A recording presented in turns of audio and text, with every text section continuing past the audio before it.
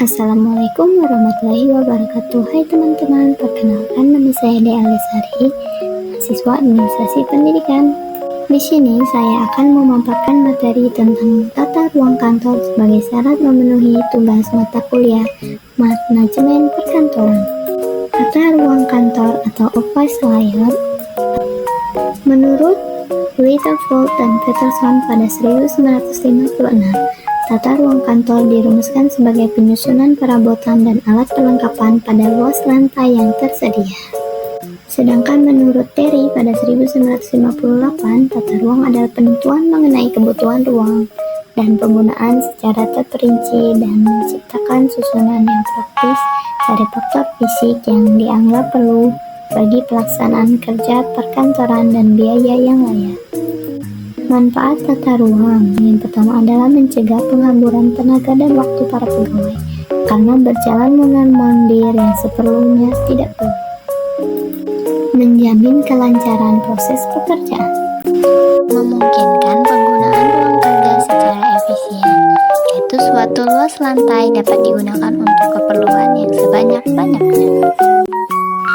Mencegah para pegawai di bagian lain terganggu. Tujuan tata ruang kantor. Yang pertama adalah pekerjaan di kantor, pelaksanaannya dapat menempuh jarak yang sependek mungkin. Kedua, rangkaian aktivitas tata usaha dapat mengalir secara lancar. Yang ketiga, segenap ruang digunakan secara efisien untuk keperluan pekerjaan. Yang keempat, kesehatan dan kepuasan kerja para pegawai dapat terpelihara. 5. Pengawasan terhadap pekerjaan dapat berlangsung secara memuaskan.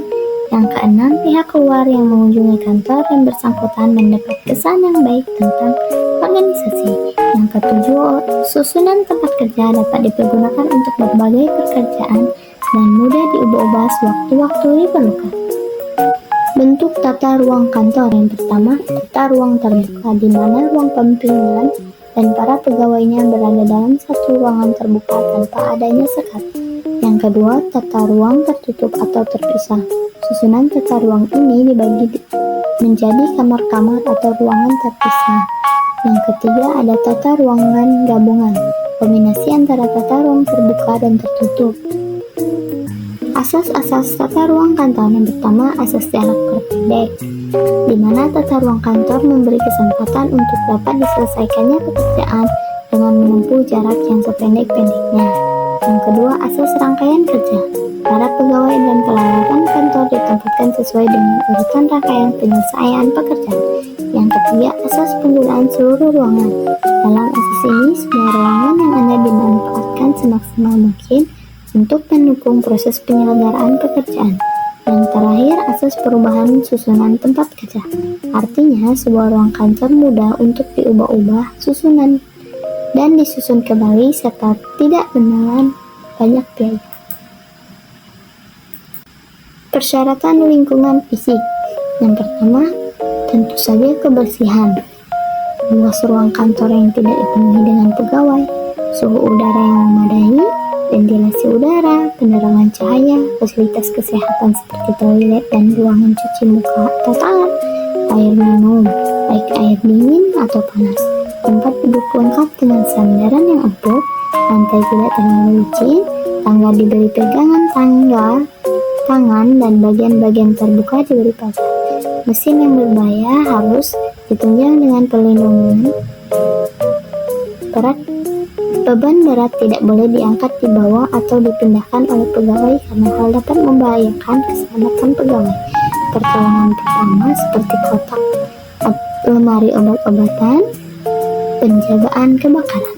Faktor yang mempengaruhi tata ruang kantor ada 4. Yang pertama, cahaya, suara, warna, serta udara. Menurut Chi, terdapat 4 cahaya penerangan buatan manusia. Yang pertama, cahaya langsung, cahaya setengah langsung, cahaya setengah tak langsung, dan cahaya tidak langsung. Terdapat 3 warna yang dapat digunakan dalam ruangan kantor. Yang pertama, kuning. Warna ini dapat merangsang mata dan saraf sehingga cocok untuk menumbuhkan perasaan gembira, untuk melenyapkan segala bentuk perasaan tertekan. Yang kedua, warna biru. Warna ini terkesan dingin, menggambarkan keluasaan dan ketentraman, sehingga dapat mengurangi ketegangan otot-otot tubuh dan tekanan darah. Yang ketiga ada merah. Warna merah memberikan kesan panas dan aktif sebagai dapat memacu panca indera dan jiwa sehingga semangat melaksanakan pekerjaan.